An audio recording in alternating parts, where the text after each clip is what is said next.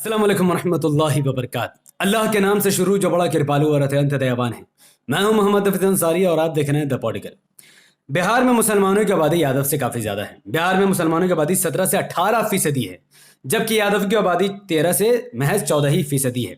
बिहार के कुल आबादी में से महज 33% आबादी यादव और मुसलमानों की है। उसके बावजूद भी बिहार में कोई मुसलमान को डिप्टी सीएम या सीएम के रूप में नहीं देखना चाहता और ना ही कोई पार्टी बिहार में मुसलमानों को सीएम या फिर डिप्टी सीएम बनाना चाहती है। इस चीज को मद्देनजर रखते हुए बैरिस्टर असदुद्दीन ओवैसी साहब ने बिहार में नीतीश कुमार की और आरजेडी की नई सरकार को एक मुसलमान को डिप्टी सीएम बनाने की मांग रखी थी।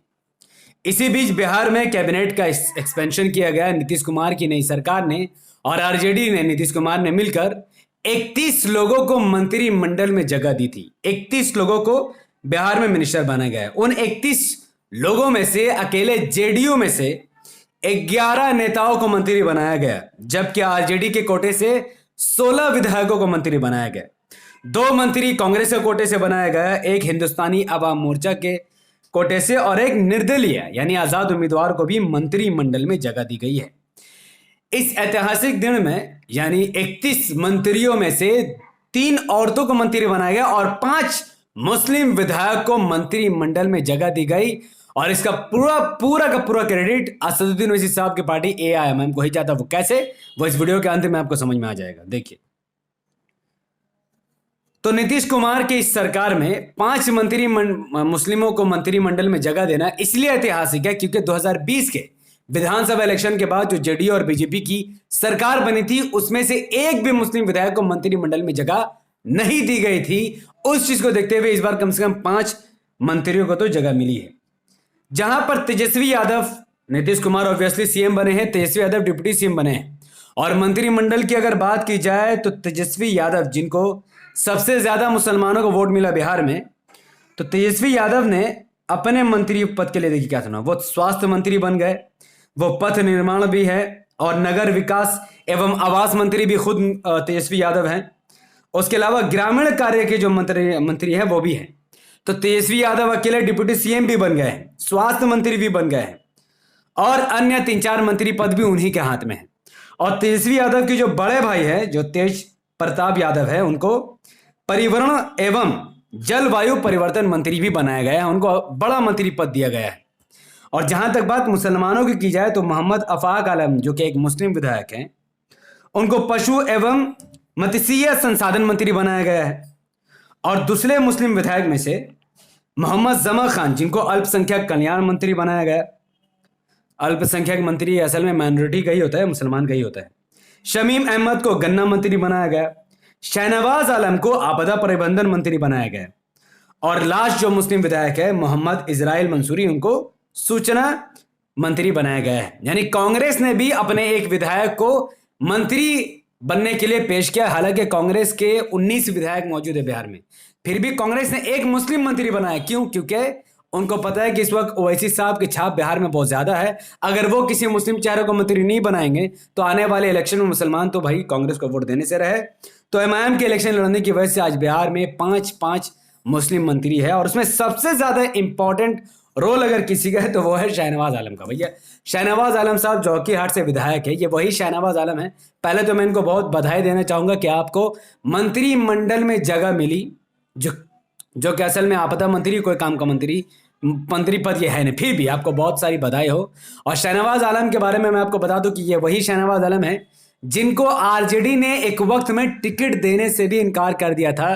ये वही शहनवाज आलम है जिनको आरजेडी ने हटाकर इनके भाई को टिकट दिया। और शहनवाज आलम के इस हालत को देखते हुए गंभीर रूप से एमआईएम ने उनको एआईएमआईएम का टिकट देकर ओवैसी साहब ने इज्जत बख्शी और उनको एमआईएम की तरफ से टिकट देकर और जोकीहाट से उनको विधानसभा जितवाकर उनको एमएलए सीट जितवाकर विधानसभा भिजवाई थी।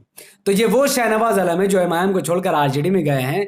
वो आरजेडी जिनको इन्होंने मंत्री बनाया जिन्हें, तो आज ये शहनवाज आलम, इनको पहला शुक्रिया ओवैसी साहब को करना चाहिए क्योंकि जो इज्जत इनको आरजेडी नहीं देती थी ओवैसी साहब की वजह से आज वो इज्जत आरजेडी ने इनको दी है। अगर एमआईएम का हाथ इनके सर पर ना होता, ओवैसी साहब का हाथ इनके सर पर ना होता, तो आज आरजेडी इनको मंत्री क्या टिकट देने को भी तैयार नहीं थी। ये वही शहनवाज आलम है।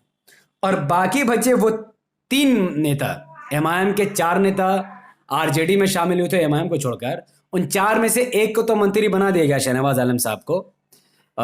बाकी बचे तीनों को भी पर्सनल मंत्री बनाया गया है, पर्सनल लेवल का, जो कि बहुत गुप्त और बहुत खुफिया है। मेरे जो जानकार है, जो कहते हैं ना, मेरे गुप्त जो लोग जो छुपे हुए रहते हैं पॉलिटिक्स में, जो मुझे खबर देते हैं, क्या उसे बोलते हैं मैं भूल गया। अक्सर न्यूज़ वाले उस वर्ड का बहुत यूज़ करते हैं, अगर आपको याद हो तो बताइएगा। हमारे सूत्र, मेरे जो सूत्र है, उन्होंने इस बात का दावा किया है कि एमआईएम के एक नेता को तो मंत्री बनाया गया, शहनवाज आलम को, बाकी 3 नेताओं को भी खुफिया तौर पर एक कार्य दिया गया, उन्हें भी मंत्री पद में जगह दी गई, और उस मंत्री पद का नाम है चाटुकारिता मंत्रालय। उस चाटुकारिता मंत्रालय में एमआईएम छोड़े हुए 3 विधायकों को उसमें मंत्री पद की जगह दी गई है, और उस चाटुकारिता मंत्रालय में रहते हुए ये तीनों एमआईएम के विधायक जो कि चाटुकार मंत्री बन चुके, इन तीनों का यह काम रहेगा कि आने वाले विधानसभा इलेक्शन हो या लोकसभा इलेक्शन हो, इनको एआईएमआईएम को बीजेपी के बी टीम कहना है, ओवैसी साहब को बीजेपी का एजेंट कहना है, आरएसएस का एजेंट कहना है, और आने वाले हर इलेक्शन में अगले 10-15 साल तक इनको लालू यादव की चाटुकारिता करनी है, तेजस्वी यादव की चाटुकारिता करनी है, राबड़ी देवी की चाटुकारिता करनी है, और तेज प्रताप यादव की भी चाटुकारिता करनी है। तब शायद 10-15 साल बाद इनको किसी बड़े मंत्री पद में जगह मिले। ये कभी एजुकेशन मिनिस्टर या हेल्थ मिनिस्टर नहीं बनाए जाएंगे, ना कभी ये सीएम या फिर डिप्टी सीएम के उम्मीदवार होंगे, ये लिख कर ले लो। लेकिन इनको अब चाटुकारिता मंत्रालय मिल चुका है। तो शहनवाज आलम साहब के साथ साथ इन तीनों विधायकों को भी बहुत बहुत नमन पेश करता हूं, और बहुत शुक्रिया, बहुत कॉन्ग्रेचुलेशन अदा करता हूं कि आपको एक अच्छा मंत्रालय मिला, जिसको कहते हैं चाटुकारिता मंत्रालय।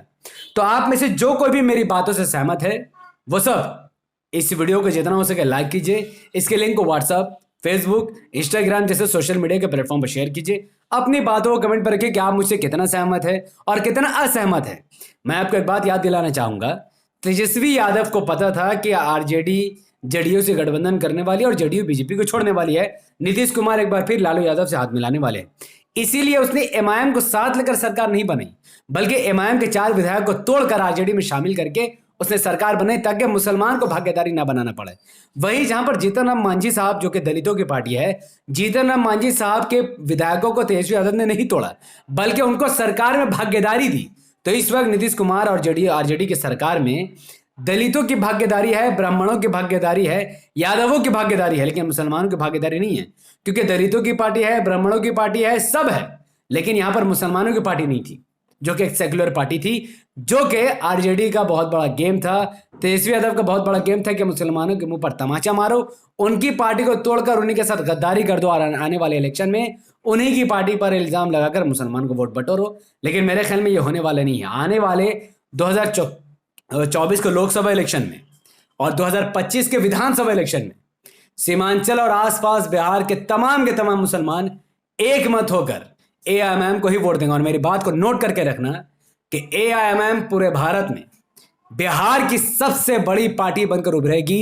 बिहार में एआईएमआईएम हैदराबाद से भी ज्यादा सीट लाएगी, और आप देखना एआईएमआईएम कितनी जल्दी बिहार में ताकतवर बनेगी, वो 2024-2025 के इलेक्शन में आपको पता चलेगा। तब तक हमारे यूट्यूब चैनल द पॉलिटिकल को सब्सक्राइब कीजिए, बेल आइकन को हिट कीजिए।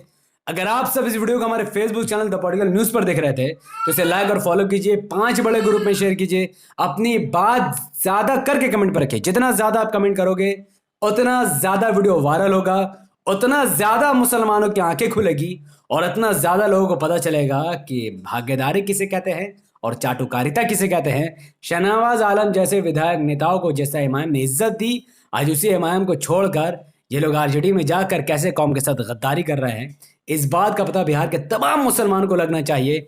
उसके लिए आपको लाइक, शेयर, कमेंट, फॉलो जितना हो सकता है उतना ज्यादा योगदान कीजिए, ताकि ये वीडियो वाइडली बिहार के कोने कोने तक शेयर हो सके और लोगों की आंख खुल सके, और एमआईएम जितनी ज्यादा हो सके उतनी ज्यादा तेजी से मजबूत हो सके। आने वाले वीडियो में इंशाल्लाह हम गुजरात इलेक्शन और बिल्किस बानो के केस पर बात करेंगे। तब तक बहुत बहुत शुक्रिया, दुआ करते रहें, एआईएमआईएम के लिए मेहनत कीजिए, उसके झंडे को बुलंद कीजिए, ओवैसी साहब की ताकत बनिए, एआईएमआईएम का बिना किसी स्वार्थ के साथ समर्थन कीजिए, ताकि यह कौम, यह संविधान बचाई जा सके। अस्सलाम वालेकुम रहमतुल्लाहि व बरकात। अल्लाह की सलामती रहमत बरकत आप तमाम भाइयों और बहनों पर हो। मैं अल्लाह भी पीस अपॉन अस।